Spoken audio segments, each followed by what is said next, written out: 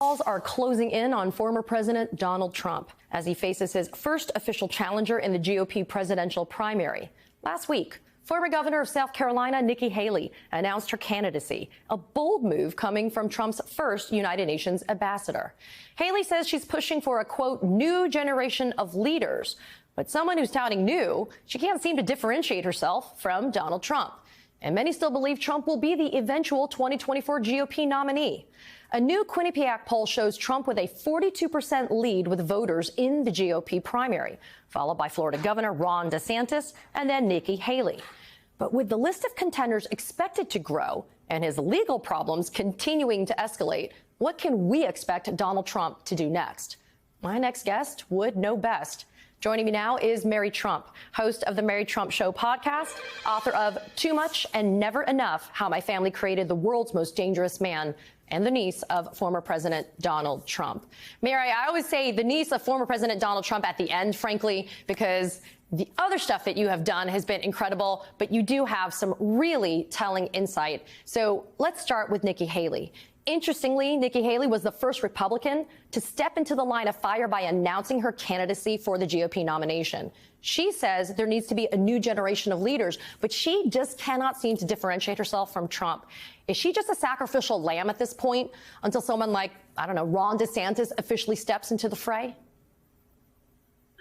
Yeah, Katie, it's a little mystifying to understand what her run is about, unless, as is often the case, she's running for vice president. But she needs to walk a very fine line, right? She can't be too anti-Donald, and she has to sort of toe the GOP line. So I think we're going to see a campaign that's sort of replete with republicanisms. Like, we've already seen this in her opening bid, the racism, the homophobia, and the entire ignorance of the reality of America's past and her unwillingness to grapple with that. So I don't really think we're going to see much interesting or unique in her campaign at all.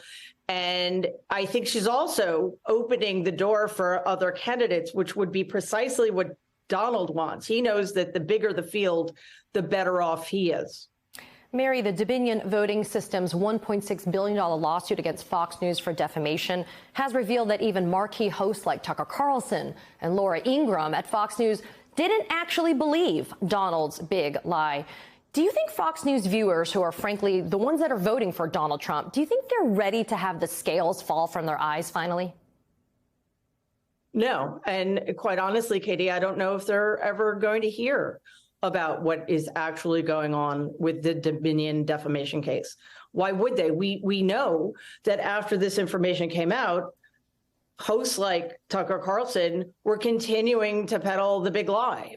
So unfortunately, unless something significant happens, and I believe Glenn Kirshner spoke about this earlier, unless the government is willing to take steps to protect the American people from the lies that are peddled from by outfits like Fox, we're going to continue to be in this very dangerous place where almost half of the country is being lied to and being told that their rights are being taken away from them, when in fact the opposite is true.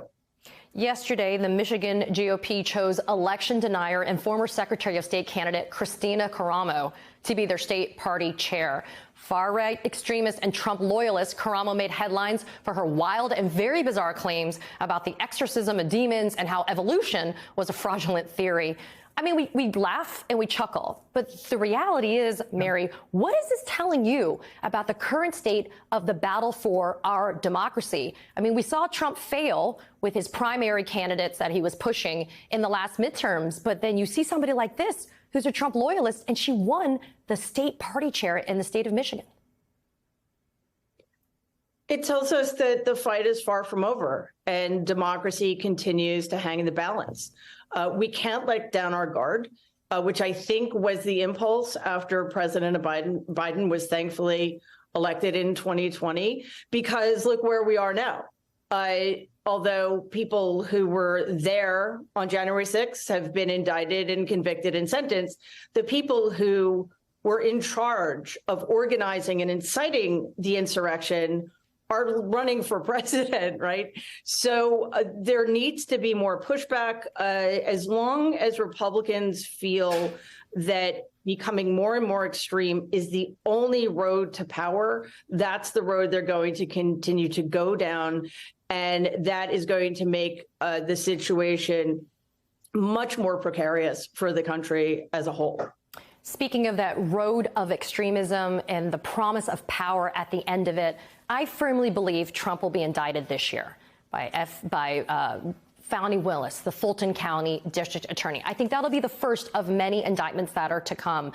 I guess my question for you is, though, how reasonable are fears of many Americans about the potential for violence being incited by Donald Trump should he be indicted? I mean, we saw how absolutely horrible January 6th was.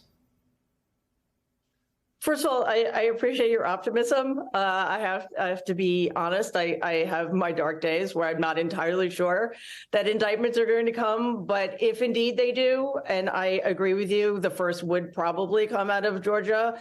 Hopefully many more shoes will drop. But, you know, in the meantime, we're in a situation where we are sort of in a state of suspended animation, and more people are continuing to be fooled by outlets like Fox and think that something's been stolen from them. Donald, of course, will use any opportunity to incite more violence if he thinks it suits him. So we are not out of the woods yet. I was quite heartened, I have to say, that in the 2022 midterms, nothing happened. There was no appreciable violence, even though a lot of election deniers lost their bids. And what I also found interesting is that most election deniers, with the exception, I think, of Kari Lake, didn't put up a fight. They accepted their loss and they moved on. Which is to say, I think it's not as likely as I might have thought a couple of years ago, but we still need to be prepared for all eventualities, unfortunately.